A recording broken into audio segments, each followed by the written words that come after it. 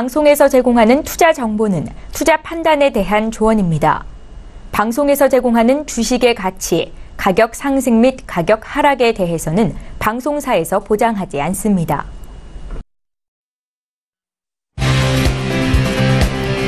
슈퍼스탁 발굴 프로젝트 글로벌 슈퍼스탁의 김민아입니다. 최근 해외 투자에 대한 관심이 날로 높아지고 있습니다. 그래서 저희 글로벌 슈퍼스탁은 해외 선물과 중국 주식 그리고 암호화폐까지 전 세계를 대상으로 유망 투자 종목 발굴하고 시시각각으로 변화하고 있는 전 세계 이슈들 진단에 저희 시청자분들께 올바른 정보를 드리고자 합니다. 1시간 동안 함께 하시면서 해외 이슈 진단 그리고 매매 전략까지 한눈에 받아가시기 바랍니다. 저희 방송은 서울경제TV 홈페이지 그리고 톡스타 홈페이지를 통해서 더욱더 깊이 있는 정보들 받아가실 수 있습니다. cntv.co.kr, 톡스타.co.kr을 통해서 또 참여해 주시기 바랍니다. 참고로 본 방송에서 제공하고 있는 정보는 투자 판단에 대한 조언일 뿐 주식의 가치나 수익률을 보장하고 있지 않습니다. 저희 서울경제TV는 자본시장법을 준수하여 1:1 투자 상담, 유사수신 행위, 무인가 영업행위, 불법 대여계좌 홍보 및 가입 권유 등 모든 불법 사항들 엄중하게 금지하고 있습니다. 자, 그럼 저희 국내 증시 그리고 해외 선물 시황까지 먼저 점검하고 가도록 하겠습니다. 최윤 캐스터가 준비하고 있습니다. 최윤 캐스터. 안녕하세요. 최윤입니다. 오늘의 시장 상황 알려드립니다. 지난주 코스피는 하락 마감을 했습니다. 외국인의 순매도가 이어졌기 때문인데요. 그렇다면 오늘의 시장 함께 보시겠습니다.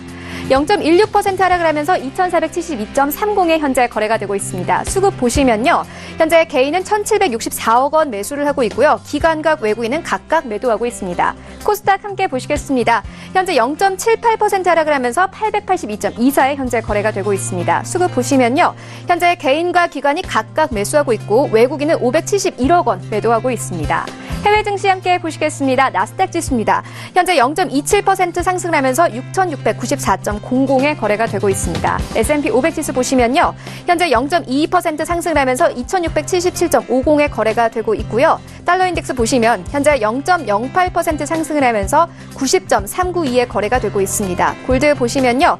현재 0.28% 빠지는 수치입니다. 1,334.6달러에 거래가 되고 있고요. 크루드 보시면 현재 0.35% 하락을 하면서 68.17에 현재 거래가 되고 있습니다. 다음으로는 중국 시황 함께 보시겠습니다.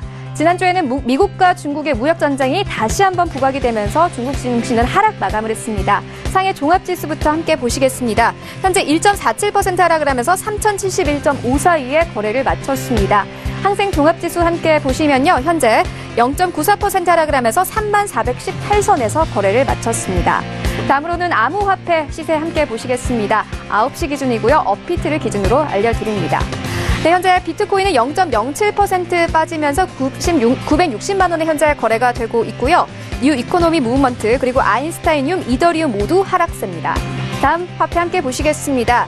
현재 퀀텀은 1.24% 상승하면서 21,000원에 현재 거래가 되고 있고요. 리플은 현재 0.32% 빠지는 수치입니다. 네오와 비트코인 캐시 모두 상승세를 이어가고 있습니다. 네, 다음으로는 거래량 함께 보시겠습니다. 현재 1위는 리플입니다. 리플이 가장 많이 거래가 되고 있는데요. 1,240억 원 거래가 되고 있고요. 2위는 비트코인, 그리고 3위부터는 이오스, 에이다, 스톰입니다. 네, 지금까지 시장 소식 알려드렸습니다. 오늘도 글로벌 슈퍼스탁과 함께 성공 투자하시기 바랍니다. 최윤이었습니다. 네, 최윤 캐스터 수고하셨습니다. 자, 이제 본격적으로 글로벌 슈퍼스탁 문을 활짝 열도록 하겠습니다. 첫 번째는요, 저희 해외 주요 이슈들을 짚어보는 시간이죠. 글로벌 이슈앤 가이드 시간인데요. 월요일을 담당해 주시고 계신 우리 김은수 멘토님 모셨습니다. 인사부터 나눠볼게요. 안녕하세요. 네, 안녕하세요. 네, 반갑습니다. 오늘 네. 한 주를 또 시작하는 월요일이잖아요. 시청자분들께 힘내라고 응원의 메시지 한마디 부탁드릴게요. 네, 지금 비가 좀 많이 오고 있습니다. 운전 조심을 하셔야 되고요. 월요일부터 굉장히 재미있는 이슈들이 많습니다. 차근차근 재미있게 설명 잘 해드릴 테니까요. 끝까지 잘 보시길 바랍니다. 네, 알겠습니다. 오늘도 다양한 이슈들 진단 잘 부탁드리겠습니다. 자, 그럼 본격적으로 오늘 짚어볼 이슈 두 가지 짚어보도록 하겠습니다. 네, 글로벌 이슈 첫 번째입니다. 세계 최대 상장 기업인 애플의 주가가 현지 시간으로 지난 20일 4.1% 하락 마감하면서 뉴욕 증시의 전반적인 약세를 초래했습니다. 주가 하락에 애플의 시가총액이 600억 달러 넘게 증발했는데요. 그 이유와 향후 방향성에 대해서 잠시 후에 분석해 보도록 하겠습니다. 두 번째 이슈입니다. 트럼프 미국 대통령의 오펙 비난 발언에 국제 유가가 살짝 주춤하는 듯 하더니 이내 다시 상승하면서 변함없는 상승세를 굳혔는데요. 트럼프 대통령의 오펙 비난 발언의 속내부터 유가 급등에 대한 수요적 측면까지 분석 잠시 후에 해보도록 하겠습니다. 네, 첫 번째 이슈 짚어보도록 할 텐데요. 지금 애플의 시가총액이 600억 달러나 증발했다고요? 지금 첫 번째 지금 기사를 한번 보실게요. 지금 첫 번째 준비한 이 기사는요. 지금 아이폰 수요 감소 우려로 인해서 좀 주가가 급락을 한 상태입니다. 그래서 일부에서는 좀 애플 실적 발표 후에 좀 저가 매수의 기회라고 판단된다. 그래서 전 세계 최대 반도체 파운드리인 TSMC의 수요 감소 가이던스도 이와 같은 그러한 맥락이다라는 그러한 첫 번째 이슈를 좀 잡아봤습니다. 네. 사실 지난주에 지금 모건 스탠리 애널리스트가 이 2분기 애플의 실적 전망을 좀 하향 수정해야 된다라는 리포트를 내놨어요. 그 이후로 지금 애플의 주가가 굉장히 많이 하락을 했었거든요. 근데 지금 보면 다가온 5월 1일에 이제 1분기 실적은 부합을 할 거지만 2분기 실적이 굉장히 부진할 것이다. 이런 내용이에요. 이렇게 지금 실적 부진의 우려가 계속 나오고 있는 이유가 어떤 걸까요? 일단은 지금 좀 두 가지 이유가 있다고 좀 생각을 하시면 됩니다. 첫 번째로는 좀 애플이 납품하는 글로벌 주요 이 반도체 메이커들의 좀 실적 부진이 계속 일어나고 있는 상황입니다. 그렇기 때문에 애플 아이폰의 판매량도 좀 둔화될 것이다라고 이렇게 예상을 하고 있고요. 최근 좀 부진한 실적을 발표한 글로벌 최대 반도체 파운드리인 대만의 TSMC에 대해서도 지금 BOA나 이 JP 모건 같은 경우에서도 수요 감소 가이던스를 지금 밝혔습니다. 근데 파운드리라는 거는 사실상 반도체 칩 설계는 좀 다른 곳에서 하고 생산만 하는 것을 파운더리라고 하고요. 그리고 반대로 칩 설계만 하는 것을 팹리스라고 이제 말을 합니다. 근데 한국의 애플 지금 부품 공급사들도 지금 주가가 좀 사실 부진한 건 좀 마찬가지입니다. 그렇기 때문에 좀 한국의 FPCB 지금 주요 업체들은 좀 그래서 한때 좀 급락을 하기도 했었던 상황이고요. 역시 이 말은 애플이 좀 향후 전망이 그렇게 좋지는 않다라고 이제 좀 받아들이면 좋겠습니다. 그리고 이제 두 번째로는 중국 등의 이제 신흥 시장에서 점점 애플이 이제 차지하는 그 점유율이 굉장히 낮아지고 있다는 말입니다. 실제로 지금 애플은 중국 내에서 스마트폰 점유율이 진짜 11% 정도 이제 겨우 사실 지키고 있는 실정이거든요. 그렇기 때문에 이런 부분 때문에 이제 중국과의 이 첨단 사업에 대한 트럼프 대통령과의 이제 무역 전쟁도 일어나고 있기 때문에 이렇게 두 가지 요소로 이제 꼽을 수가 있을 것 같습니다. 네. 그럼 아무래도 지금 이 부분에서 가장 궁금한 거는 향후에 애플 주가가 어떻게 움직일지인 것 같아요. 그리고 아무래도 이 애플 주가는 나스닥 지수에 굉장히 영향을 미치기 때문에 나스닥 지수의 방향성에 대해서도 좀 짚어주시면 감사하겠습니다. 네. 일단은 제가 좀 쉽게 좀 설명을 해드릴게요. 지금 제가 애플 먼저 지금 보시면요. 이게 지금 애플 차트입니다. 애플 주가를 보시면 지금 현재 가장 이 중요하고 강력한 지지 라인이 200일선입니다. 이 노란 편 보이시죠? 이 황토색. 그래서 지금 딱 걸쳐져 있는 상황이거든요. 근데 이 라인이 2013년 이후에는 거의 깨본 적이 없는 라인입니다. 그렇기 때문에 좀 저점 매수 의견들이 좀 나오고 있는 상황인데 사실상 저는 좀 한 템포 좀 기다리는 전략이 좀 보시는 게 좋다고 판단이 되고 있습니다. 그렇기 때문에, 사실상 좀 밀린다, 이렇게 밀릴 경우에는 여기 152.16달러까지는 좀 밀릴 가능성이 좀 있다고 보고요. 이 부분에서는 사실 좀 기술적인 반등이 좀 있을 수는 있습니다. 그렇기 때문에 이 라인까지 내려오는지는 좀 기다려야 되고요. 또 기존 지금 애플 주식 만약에 가지고 있는 보유자시라면 일단 200일선을 이탈하면 좀 일단은 손절을 하시고 그러고 좀 지켜보는 게 좀 가장 좀 좋다고 판단이 되고 있습니다. 그리고 나스닥 좀 같이 말씀드릴게요. 네. 지금 나스닥 보시면요. 지금 나스닥 지수도 좀 마찬가지입니다. 지금 현재 이 보시고 있는 차트가 나스닥 지수 선물이거든요. 지금 아직은 좀 이 추세 안에서 지금 들어와 있기 때문에 이 추세 때 이 하단까지는 좀 단기 매도에 대응을 하시고 이후에 추세 채널대 하단에 위치하면 이 저의 이 수 시스템으로 조금 확인을 하시면 일봉상 이 일봉상 보수적 추세 매매에서 시그널이 바뀌는지 이렇게 확인을 좀 하신다면 굉장히 좀 더 잘 대응을 하실 수 있다고 그렇게 생각을 하고 있습니다. 네.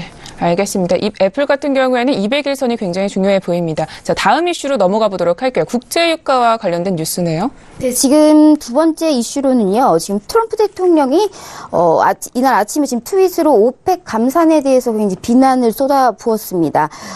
좀 사우디 제다에서 지금 현재 오펙과 비오펙 국가들의 지금 감산 합의에 대한 이행 상황을 좀 점검을 하고 있는데요.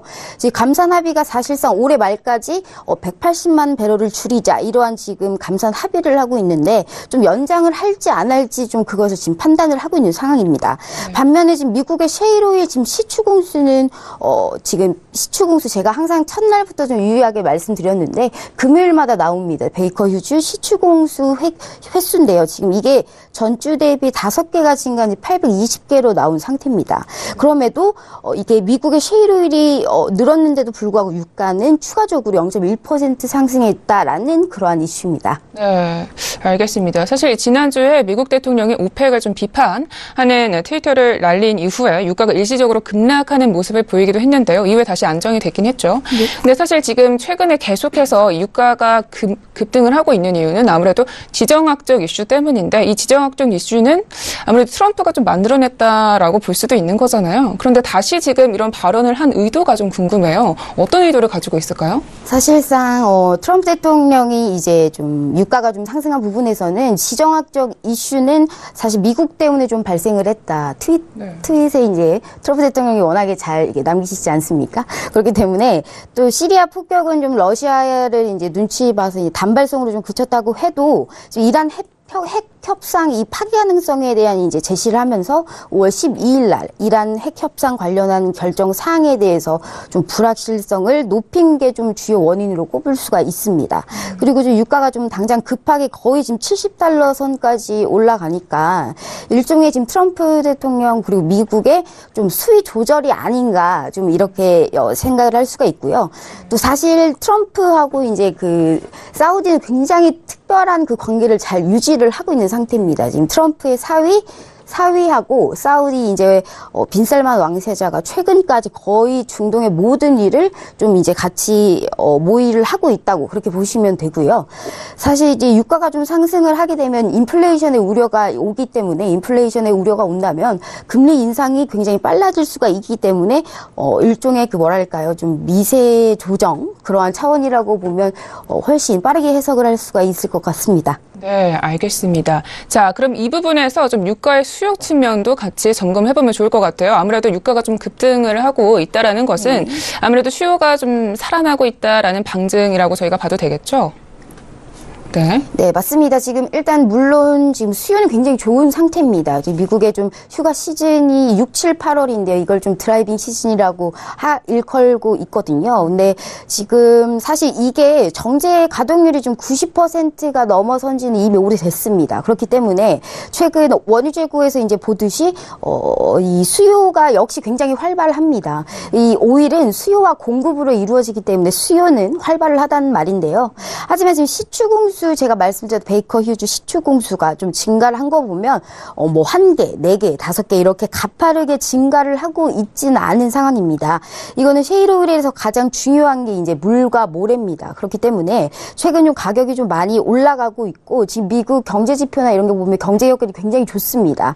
그렇기 때문에 인건비 상승이 같이 동시에 일어나고 있거든요. 고용 지표가 이제 같이 올라가면서 그렇게 빠르게 그렇기 때문에 이제 인건비 상승 등의 이런 것 때문에 시추공수는 이렇게 빠르게 증가하지는 못하고 있는 모습이고 그래서 수요가 당장 이제 뭐 아주 견조하다 이렇게 보기보다는 공급 측면에서 좀 빠르게 늘지 못하고 있다 이렇게 보는 게 훨씬 좀 좋을 것 같습니다. 그리고 글로벌적으로도 이제 지금 베네수엘라나 뭐 리비아 같은 데서 생산량이 좀 줄어들고 있는 상황입니다. 그렇기 때문에 지금 이 최근 상황이 유가 상승에 굉장히 좋은 재료들만 지금 나오고 있는 상황이거든요. 그리고 이제 사실상 하지만 지금 상승 랠리 좀 숨고르기가 지금 타이밍입니다. 이 숨고르기 상황인데 지금 여기에서 이번 주 5일 재고 발표하고 그리고 이제 점점 증가폭이 이제 조금씩 더 늘어나고 있습니다. 베이커 휴즈 시추공수 횟수기 이게 지금 굉장히 중요하기 때문에 조금 잘 판단하셔야 될 것 같습니다. 네. 알겠습니다. 이렇게 해서 글로벌 이슈 두 가지 잘 짚어봤습니다. 자, 본격적으로 우리 해외 시장에 잘 대응하기 위해서 이번에는 가이드 한 줄 평을 주실 텐데요. 오늘은 어떤 가이드 한 줄 평을 준비해 주셨나요? 네, 오늘의 이제 가이드 한 문장은요. 네. 이제 말잔치는 이제 그만.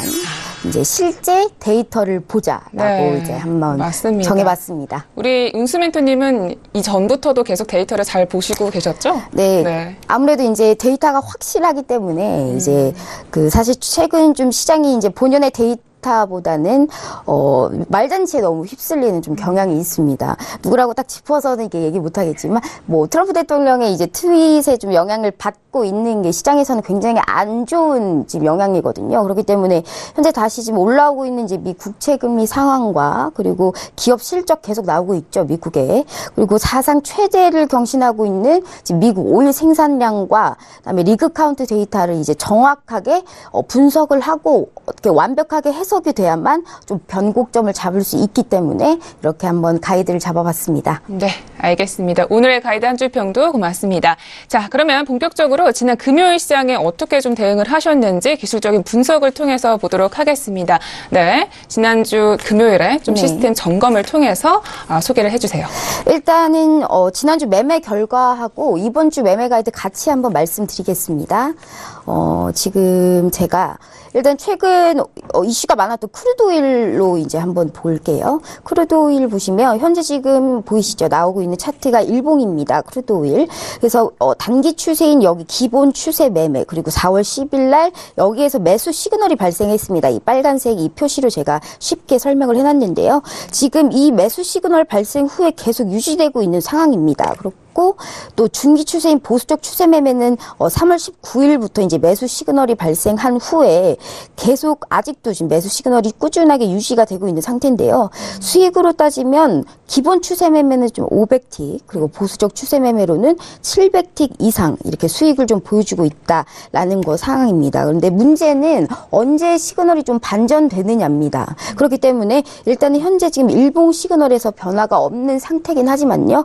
언제 바뀔 수 있습니다. 앞으로 조금만 유가가 좀 지지부진할 경우에는 지금 반전이 좀 될 가능성이 있단 말이죠. 그렇기 때문에 매수는 좀 짧게 치고 빠지는 그러한 전략이 유효하다라고 볼 수가 있습니다. 좀 틱봉으로도 한번 제가 이제 확인을 한번 해볼게요. 지금 틱봉으로 봤을 때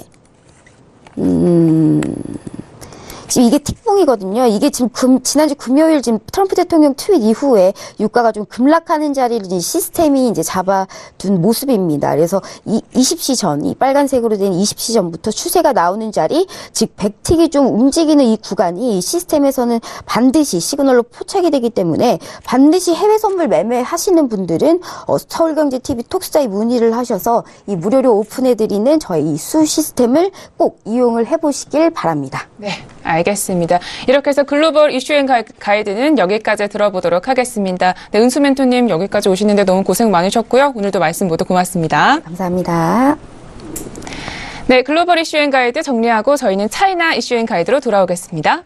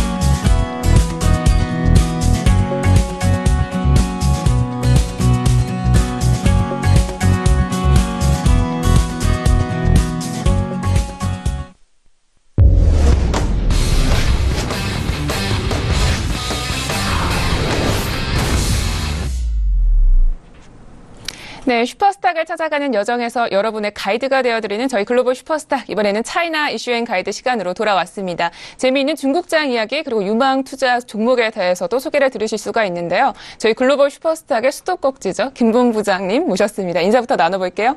안녕하세요. 네, 안녕하십니까. 네, 반갑습니다. 오늘도 다양한 이슈들 분석 잘 부탁드릴게요. 네, 알겠습니다. 자, 우선 전일장의 중국장 시황 분석부터 들어봐야겠죠? 어떻게 마감됐나요? 네, 중국장도 마찬가지고 최근에 이제 글로벌 주식시장 전체적으로 좀 좋지는 않습니다. 좋지는 않는데 일단 아까 이제 캐스터분께서도 얘기해 주셨지만 이제 상해 종합 지수가 급락을 하는 상황입니다. 금요일 날 좀 급락을 많이 했고요. 그다음에 선전 성분 지수 역시 마찬가지로 이제 급락을 했는데 선전 성분 지수가 좀 더 많이 떨어졌어요. 마이너스 1.79% 하락을 했고 창업한 지수가 이제 중소형주들이 좀 모였다 보니까 좀 그런 급락 입시가 조금 더 컸던 것 같습니다. 마이너스 2% 정도 하락을 했는데 대표적으로 왜 하락했냐? 왜 하락했냐 우리가 좀 따져봐야 될 것 같아요. 왜 하락했냐면 미국에서 이제 일단 GT 중국의 통신장비업체 GT에서 제재를 했습니다. 제재를 한 거에 대해서 이제 GT는 사실 별 주가에 영향이 없었는데 GT는 이제 왜 주가에 영향이 없었냐면 GT가 이렇게 제재받으니 중국 정부가 도와주겠지라는 생각 때문에 GT는 사실 별반 영향이 없었는데 반면에 다른 이제 주변 종목들이 우르르 좀 무너지는 이제 그런 상황을 좀 보여줬었고요. 그 다음에 이제 알루미늄 고무 펄프 이쪽 부분에서 좀 많이 좀 하락했던 모습을 좀 보여줬었고, 그 다음 하이난 관련 테마주, 하이난이라고 이제 지난번에 보아 포럼을 했었던 그 지역이 있지 않습니까? 네. 그 지역에 이제 관련 테마주들이 최근에 급등을 했는데, 한 번에 좀 무너지는 모습을 좀 보여줬고요. 7% 정도 하락했는데, 중국 같은 경우는 하한가가 마이너스 10%예요. 그러니까 거의 하한가 같다 보시면 됩니다. 거의 대부분이.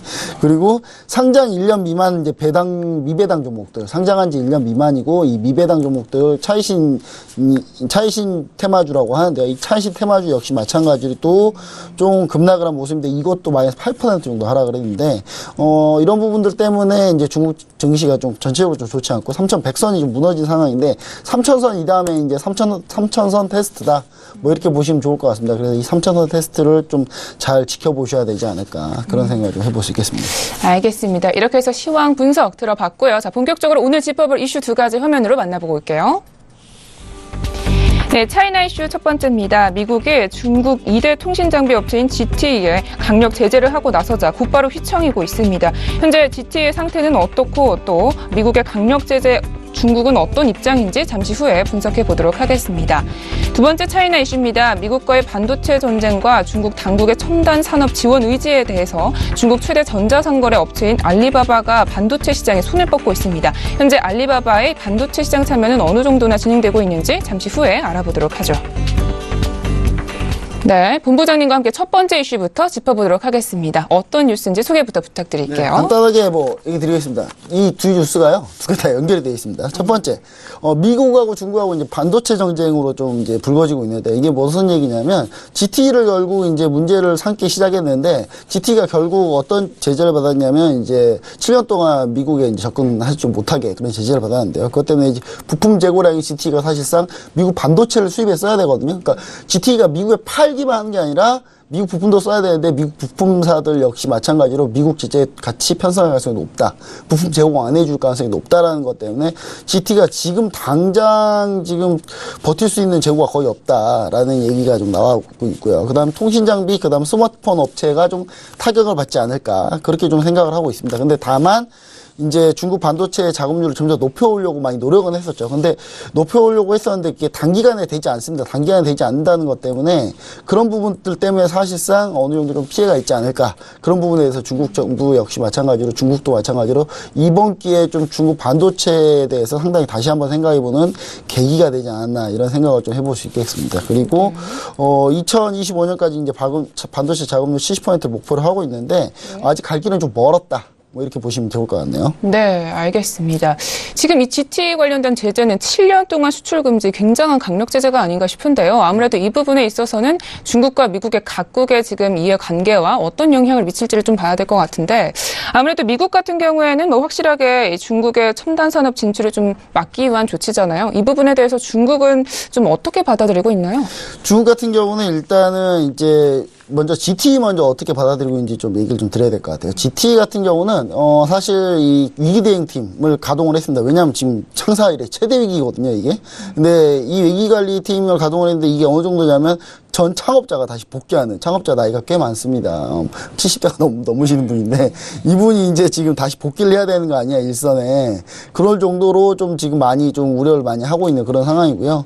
그 다음에 이제, GT 통신장비가 전 세계 한 10% 점유율을 좀 차지하고 있습니다. 그리고 GT 통신장비 내부에는 퀄컴 반도체가 한 65% 정도 들어가 있고요. 근데 중국의 이제 이 반도체 수입도 좀 힘들고, 다시 팔기도 힘들고, 장비를 팔기도 힘들고, 그런 상황이 이제 벌어지게 된 거죠. 하지만 이제 중국 같은 경우 이번 기회에 좀 5G 시장을 좀 선점하려고 많이 노력을 많이 해왔던 게 이제 그 부분이 좀 제동이 좀 걸렸다. 뭐 이렇게 좀 보시면 좋을 것 같고요. 그 다음에 중국 제조 2025 반도체 굵기를 이제 이르는 얘기인데 이 부분에서 이제 반도체 작업률을 좀 70%로 좀 높여야 되는 그런 현실적인 위기감 많이 느끼고 있다. 이렇게 보시면 좋을 것 같습니다. 근데 중국 반도체 문제점은 뭐냐면 지금 엄청나게 투자를 많이 하고 있어요. 근데 후공정에 대부분이 이제 몰려 있다 보니까 이 전공정 쪽에 너무 약해요. 전공정 쪽이 너무 약하기 때문에 이 전공정 단계에 약하고 이동통신 단말기 시장에서만 이제 좀 두각을 나타내고 있었기 때문에 이런 부분들이 사실상 조금 중국이 IT 산업에 약간 그 약점이지 않았나 이런 생각을 다시 한번 이번 사건으로 다시 반증하는 것 같고 한국 등에 이제 한국이 있죠. 또 우리나라가 또 전공정 좀 잘하는 회사입니다. 잘하는 나라죠.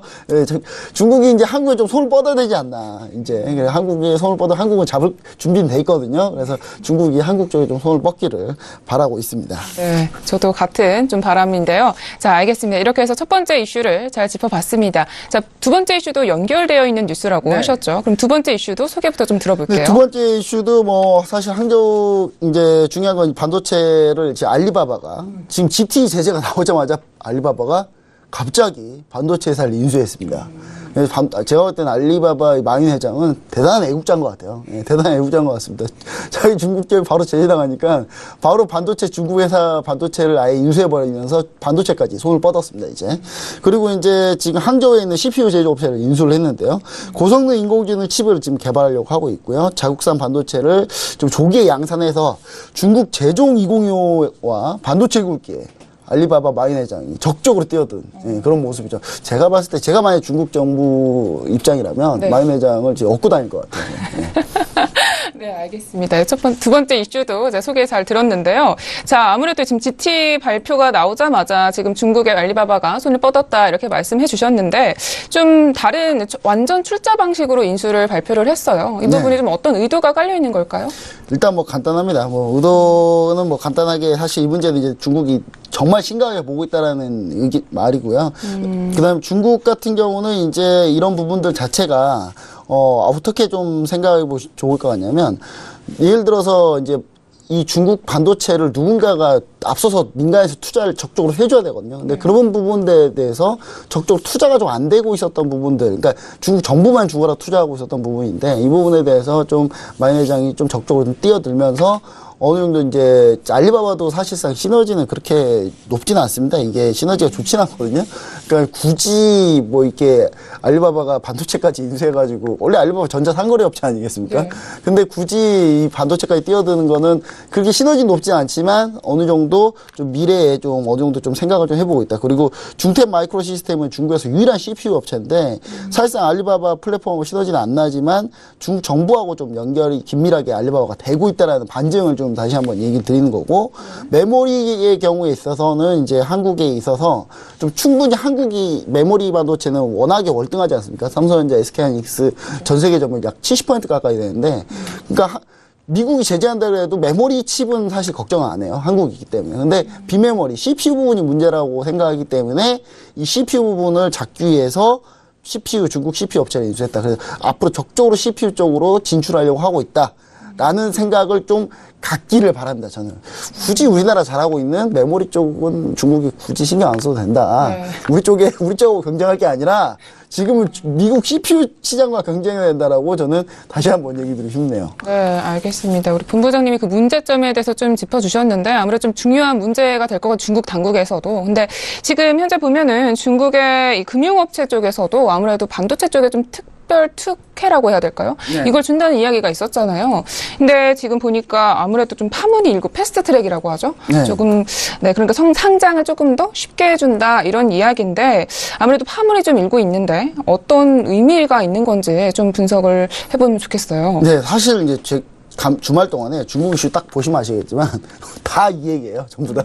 전부 다 이 반도체 얘기밖에 없는데 이것도 마찬가지입니다. 이게 어떤 얘기냐면 중국에서 이제 이제 제재를 받았죠. GT가 제재 받으니 중국이 그러다 보니까 서로 첨단 산업으로 붙으면은 우리는 반도체 자금률이 떨어지는데 우리가 더 피해를 보겠네라는 생각을 하다 보니 그렇다 보니까 이제 그러면은 알리바바가 이제 반도체를 이제 인수하면서 키우겠다고 했고, 두 번째는 기존에 있는 기업들도 반도체를 적극적으로 뛰어들게 만들어야 되는데 그런 부분들에 대해서 어느 정도 좀 뭔가 제공해주지 않을까. 정부에서 뭔가 중국 같은 경우는 정책적으로 뭔가 밀어주면 확실히 잘 되는 편이 있거든요. 근데 이게 이제 좀 어느 정도 좀 이게 유출된 부분이 있습니다. 웨이신이라고 우리나라에 깨톡이라고 하는 게 있죠. 예, 그런 거 비슷한 건데, 웨이신에서 이제 이 대화 내용이 캡처돼가지고 지금 언론에 유포가 됐어요. 그게 뭐냐면, 상대방이 중국 증감일 가능성이 높고, 그 다음에 이제 남은 반대편은 이제 통신사업자나 이렇게 IT 쪽 관계자인 것 같은데, 서로 대화하다가 이제 중국 정부가, 좀 충격을 좀 완화하고자 적극적으로 반도체 정책을 필 것 같다? 그러니까, 그러면 우리 지금 상장하기 좀 쉽게 좀 패스트트랙 같은 거 없냐? 이런 식으로 좀 대한 내용들이 좀 유출이 됐어요. 그만큼, 중국 같은 경우는 좀 빠르게 좀 대처하려고 하고 있고, 곧 조만간에 중국도 반도체 관련한 정책이 나올 것 같습니다. 제가 봤을 때는. 그리고, 하지만 이제 반도체는 빠르게 국산하기가 쉽지가 않거든요. 반도체는 지금 당장 공장 지어도 3년, 4년이에요. 그 다음 수율까지 다 완전히 잘 나오려면, 안착하려면 5년 걸리는 산업이기 때문에 그것도 엄청난 투자를 해야 되고요. 그래서 제가 봤을 때는 가장 좋은 해법은 어떤 거냐. 제가 아까도 얘기 드렸지만, 한국의 경우는 비메모리 분야에 좀 강력하게 좀 투자할 필요가 있습니다. 왜냐하면 중국이 비메모리가 약하기 때문에. 근데 우리나라는 전공정, 후공정이 다 강하기 때문에 우리나라 비메모리를 좀 강하게 하면 중국이 우리나라 걸 쓸 가능성이 매우 높다라는 부분을 좀 얘기 드리고 싶고요. 앞으로 이제 무역전쟁에서도 미국 역시도 이제 무역전쟁 카드로 반도체를 협상 카드로 계속 꺼내들 가능성이 높습니다. 지금 우리가 좀 염두에 둘 부분이 뭐냐면 SK 하이닉스가 지금 도시바를 인수하려고 하는데 도시바 인수가 지금 거의 무산될 위기에 있어요. 왜냐하면 중국 정부가 승인을 안 해주고 있습니다. 그래서 우리나라도 마찬가지로 중국 정부도 잘 생각해 보셔야 됩니다. 이 미국을 상대로 할 때 우리가 연합을 해야 돼요. 중국과 한국이 연합을 해야 중국이 가지고 있는 강점과 중국이 가지고 있는 이 소비의 강점, 한국이 가지고 있는 이 기술 분야의 강점을 좀 결합을 시켜야 중국도 피해가 많이 없고, 그 다음 서로 윈윈할 수 있는 전략이 나오지 않을까. 네. 저는 그런 부분까지 좀 중국 정부에서 강력하게 좀 대책을 좀 세웠으면 좋겠습니다. 알겠습니다. 네, 이렇게 해서 두 가지 이슈 잘 분석해 봤습니다. 자, 본격적으로 이번에는 중국 시장에 잘 대응하기 위해서 가이드 한 줄 평을 주실 시간이 왔는데요. 오늘은 어떤 가이드를 준비해 주셨나요? 네, 오늘 가이드는 이제, 간단합니다. 중국도, 미국도 무역전쟁에서 눈 돌리면 한국이 있어요. 네. 지금 우리나라에 굉장히 어필하고 계신 것 같은데 우리 김 본부장이 굉장한 애국자신가 봐요. 네. 딱 그렇다기보다는 네. 그냥 간단하게 이렇습니다. 이제 어떻게 보시면 좋을 것 같냐면 한국 같은 경우가 사실상 이제 반도체 시장에서는 중국이 지금 당장 필요한 거는 비메모리고요. 우리나라가 아주 강한 건 메모리칩입니다. 근데 메모리칩 최강인데 이제 우리나라는 비메모리에 적극적으로 이제 막 투자하고 있거든요. 우리나라도. 근데 이제 한국의 전공정 기술이 괜찮기 때문에 중국과 좀 계속 연합을 잘 해가지고 현재 도시바 메모리 쪽 부분 매각 협상에 대해서 좀 중국 정부가 좀 잘 도와주면 우리나라에서도 좀 이쪽 부분 중국이 약간 비메모리를 같이 좀 한국과 발전할 수 있는 방향을 좀 찾는 게 맞다. 그리고 미국도 마찬가지입니다. 미국도 중국을 견제하고 싶으면 중국의 비메모리를 견제하고 싶으면 우리나라의 비메모리 산업과 그다음에 메모리 워낙 강하기 때문에 중국의 메모리를 통제하려면 또 우리나라 메모리를 통제할 수밖에 없거든요. 그래서 중국도 미국도 이제 한국을 바라보면 무역전쟁의 답이 좀 나오지 않을까. 네, 그런 생각을 해봅니다. 네, 맞습니다. 항상 협력 가능성을 이렇게 열어둬야 되는 것 같습니다. 자, 이렇게 해서 가이드 한 줄 평도 잘 들어봤고요. 자, 본격적으로 오늘 유망 투자 종목에 대해서 알아볼 시간입니다. 우리 투자자분들이 가장 궁금해하는 시간이겠죠. 또 오늘은 어떤 기업을 준비해 주셨을지 기대가 되는데요. 오늘 소개해 주실 기업은요? 예, 오늘 소개해드릴 기업은 뭐 제가 항상 얘기 드리겠지만 저는 이슈하고 웬만하면 좀 같이 가려고 많이 하거든요. 네. 오늘은 GT입니다. 네, GT입니다. GT인데 네. GT를 좀 보시면 아시겠지만 GT 자체가 이제 상장이 두 군데 돼 있습니다. 헷갈리시면 안 돼요. 첫 번째는 심천에 상장되어 있는 게 GT로 상장이 되어 있습니다. 이름이 GT로 상장이 되어 있는데 GT가 심천에는 000063 코드번호 000063이고요. 그 다음에 홍콩에 상장되어 있는 GT가 있습니다. 근데 이게 이름이 좀 달라요. 중흥통신으로 지금 상장이 되어 있거든요. 그래서 이 부분 차후 없으시길 바라고요.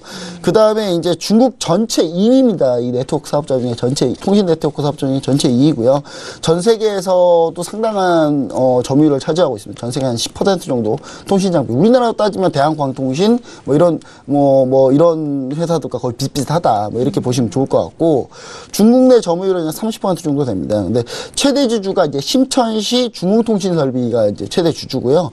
근데 2017년 영업이익을 보면 진짜 어마어마하게 성장했습니다. 진짜 66억 8천만 위안을 영업이익을 기록했는데 이게 전년 대비로요 무려 470%나 성장한 수치입니다. 그러니까 엄청난 성장세를 기록하고 있죠.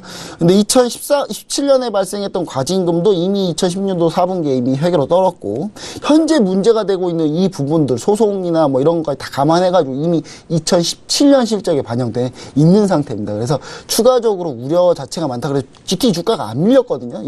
이번 사태에서도. 그러니까 이걸 사태 보면 아시겠지만 추가적으로도 우리가 좀 보시면 아시겠지만 절대로 이제 크게 영향을 많이 받지는 않을 거다라는 생각을 좀 생각해 보시면 좋을 것 같고 4G 네트워크, 그러니까 중국 아직도 4G 네트워크가 다 안 깔려 있어요.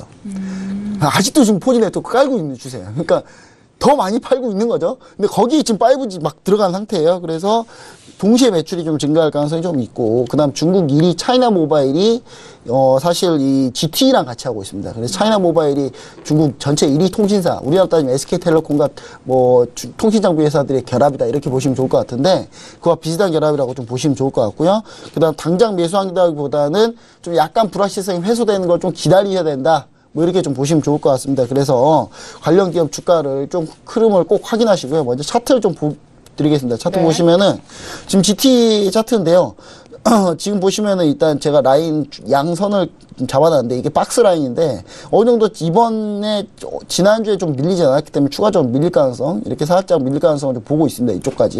근데 이쪽까지 밀릴 가능성 보고 있기 때문에 이 부분을 좀 염두에 두셔야 된다. 뭐 이렇게 좀 보여드리고요. 그 다음에 그래서 매수가는 좀 내려오면 잡는 걸로 우리가 좀 보셔야 될 것 같습니다. 지금 이 부분은 이제 심천 거래소이기 때문에 위안화 기준이고요.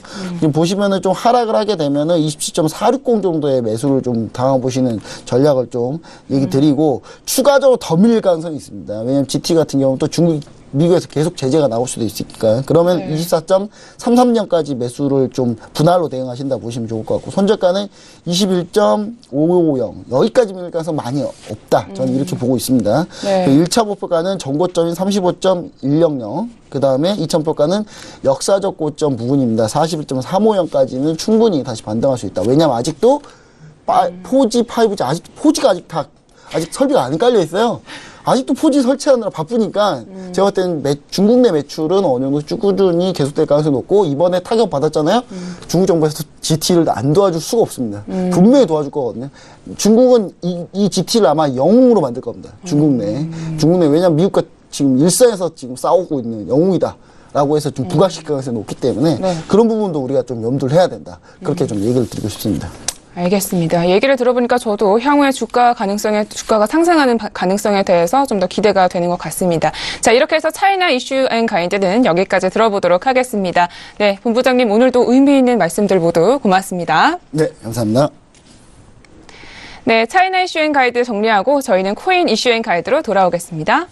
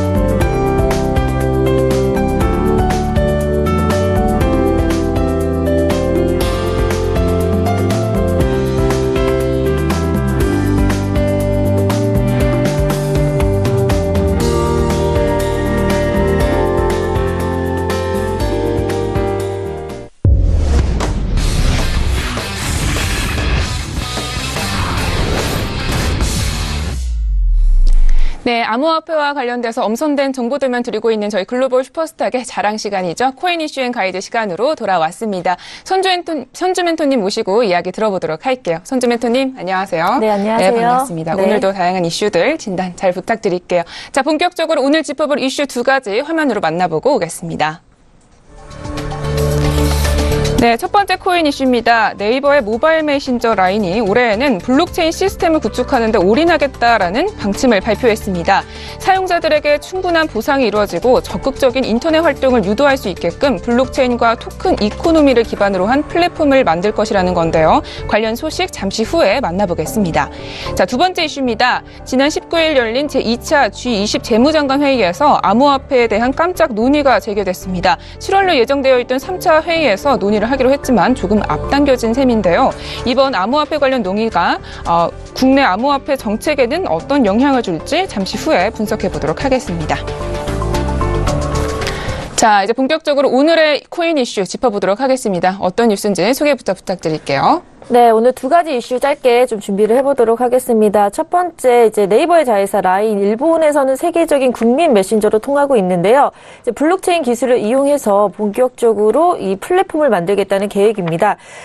라인 한국법인 라인 플러스의 이제 자회사 언블록이 블록체인 사업을 주도할 예정인데요. 국내에서는 그렇게 되고 있고, 또 전담 조직을 한국과 일본에서 블록체인 관할해서 이제 본격적으로 대남과 동남아, 아시아 지역까지 확장할 예정입니다. 박이빈 라인 이제 최고 기술 책임자가 이제 인터뷰에서 인공지능 기술이 지난해 대세였다면 이제는 블록체인 기술이기 때문에 블록체인과 토큰 이코노미, 즉 가상화폐, 암호화폐 경제를 함께 결합을 해서 새로운 인터넷 활동을 이제 적극적으로 유치할 계획인데요. 블록체인 네트워크인 메인넷 2, 4분기에 이제 내놓을 예정이고요. 또 탈중앙한 그 개별 어플리케이션 DApp 서비스를 이제 선보이고 있습니다. 여러 가지 아무래도 먼저 시작해서 선점을 하겠다는 취지인 것 같고, 워낙 라인의 이 메신저를 이용해서 할 수 있는 것들이 많기 때문에 계속해서 발전을 할 것 같습니다. 네, 알겠습니다. 자, 우리는 그렇다면 이 라인이 현재 좀 어떻게 운영되고 있는지 알아보면 좋을 것 같은데요. 라인의 현재 운영 방식은 어떻게 되나요? 네, 일단은 금융의 모든 영역을 아우르는 플랫폼으로 이제 성장을 시킬 계획인데요. 일단 라인 일본 1위 회사 노무라증권이 있잖아요. 이 금융투자회사 이 노무라증권과 합작법인을 만들어서 라인 스톡 서비스를 지금 준비 중이고, 거기에 대출 통한 라인론이라든지 아니면 투자회사, 보험상품 중개 같은 금융 서비스 다 개발을 하고 있습니다. 이미 2014년 12월에 일본에서 이제 간편 결제 송금 서비스죠. 라인페이를 만들어서 2,280억 엔, 약 2조 2,600억 원에 넘어서는 그런 금융 플랫폼의 기초 라인을 이제 작업을 했기 때문에 좀 튼튼하게 갈 수 있을 거라고 생각이 들고요. 단순하게 이제 돈을 관리하는 가계부 이 수준이 아니라 전문가 수준의 자산 관리로 이제 확장을 해서 사용자 친화적인 플랫폼을 만들 계획이어서 앞으로 그 기초가 주목됩니다. 네, 최근에는 메신저들의 활약이 굉장히 돋보이는 것 같습니다. 알겠습니다. 이렇게 해서 첫 번째 이슈 잘 짚어봤고요. 다음 이슈로 넘어가 보도록 할게요. 다음 이슈 어떤 뉴스죠? 네, 다음은 G20 이제 재무장관 회의에서 4월에 열렸는데요. 이때 좀 구체적인 방안, 암호화폐 규제에서 전 세계적으로 통합된 어떤 가이드라인이 나오지 않을까라는 생각을 했었는데, 의외로 그런 것들은 나오지 않고 이제 3차 실무회의 7월에 열리는 것에서 이제 다시 구체적으로 논의하겠다고 했는데 좀 당겨졌습니다. 2차 재무장관 회의에서 이제 약간 논의 깜짝 의제로 이제 나왔는데요. 일단 내용을 잠깐 보면은 강력한 규제를 한다기보다는 암호화폐 기반의 이제 블록체인 기술을 이용해서 기존 금융 인프라에 어떻게 적용시킬 것인가, 이런 것들을 좀 의논을 할 것으로 예측이 되고 있습니다. 그리고 이제 암호화폐 이용해서 좀 자금 세탁이라든지 사기 등 각종 범죄에 이용되지 않도록 방지책을 위해서 좀 그 방법을 논의를 하고 있을 것 같고요. 또 건전한 환경 조성에 이제 확실히 그 규제보다는 그런 조성 어떻게 잘 이용할 것인가, 여기에 무게중심을 두고 논의할 계획이라고 합니다. 네, 이번 뉴스는 우리 이전에 우리 선주 멘토님과 또 코인 이슈인 가이드에서 짚어본 적이 있기 때문에 굉장히 반가운데요. 이번 회의에서 좀 마련되게 될 암호화폐 규제 가닥들의 이후에 우리나라 국내 암호화폐 시장에 좀 어떤 영향을 미치게 되고, 이 정책에는 또 어떤 영향을 줄지가 가장 궁금한데 좀 어떻게 보시나요? 네, G20 정상회담을 통해서 그 나온 결과에 따라서 국내에서 회의에서 이제 규제 방안의 수위를 정한다는 이야기가 나왔었는데 구체적으로 나오지 않아서 좀 지지부진하게 끝난 경우가 있었는데요.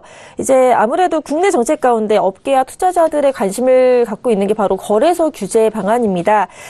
지난해 이제 거래소 시장 폭발적으로 성장을 했지만 사실상 이렇다 딱 부러지는 규제안을 내놓지 않기 때문에 좀 혼란을 겪었죠. 그래서 뭐 실명 계좌 발급 제도를 도입하겠다고 정부가 발표를 했지만 사실 정작 은행이 정부의 눈치를 좀 보면서 좀 자세하게 또 신규 투자 유입을 막은 사례도 있었기 때문에 이런 것도 이제 정부 규제안이 좀 같이 작용을 해야만 뭐 자체적으로 가이드라인을 내놓는다고 하더라도 거래소나 뭐 블록체인 협회에서 함께 이제 좀 이뤄나가는 그런 논의가 필요할 것 같습니다. 일단 암호화폐 업계는 이제 6월 지방선거 이후에 당연히 이제 정부 당국이 규제안을 발표할 것이라고 예상하고 있는데요.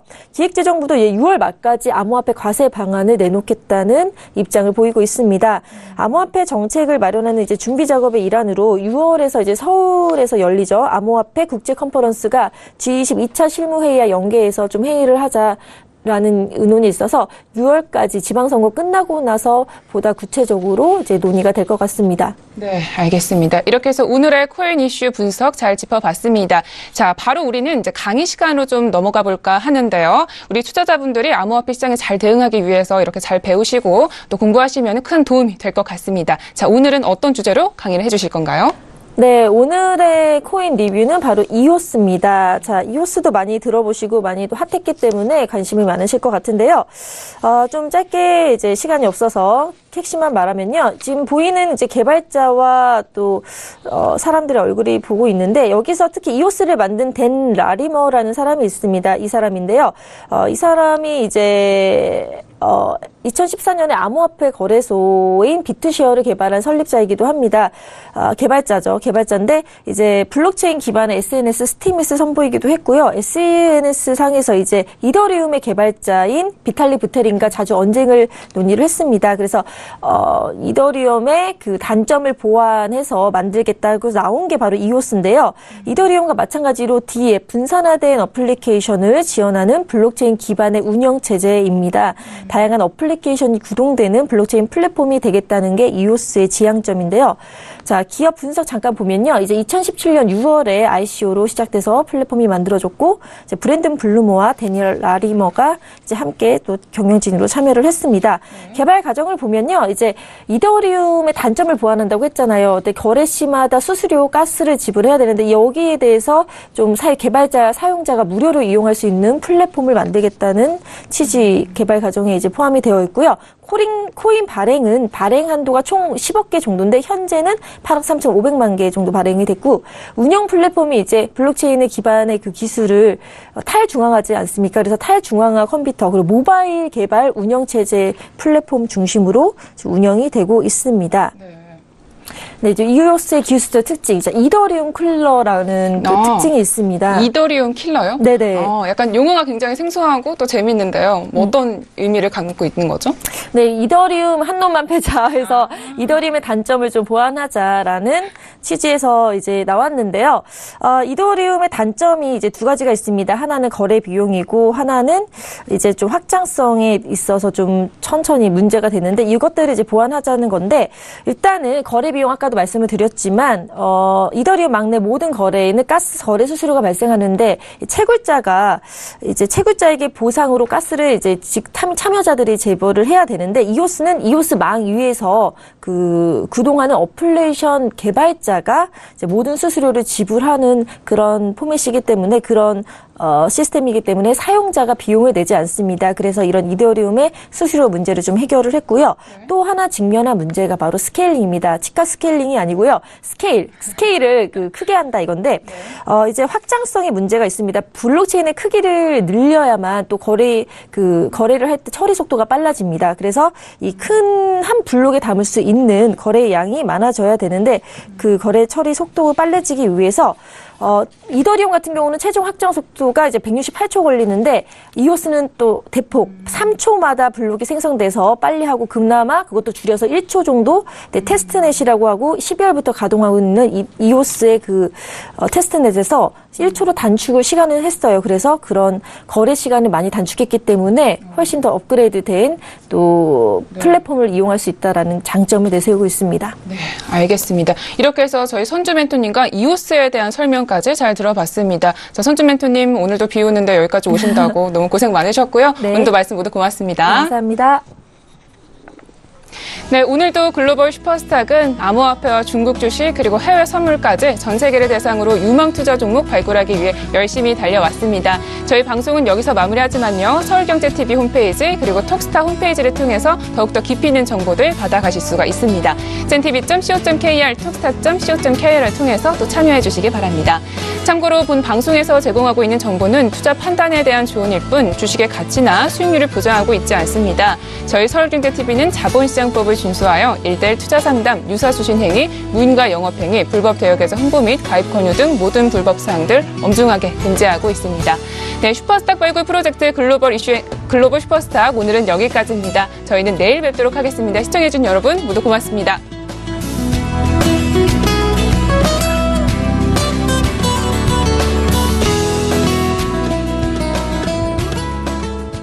본 방송에서 제공하는 투자 정보는 투자 판단에 대한 조언입니다.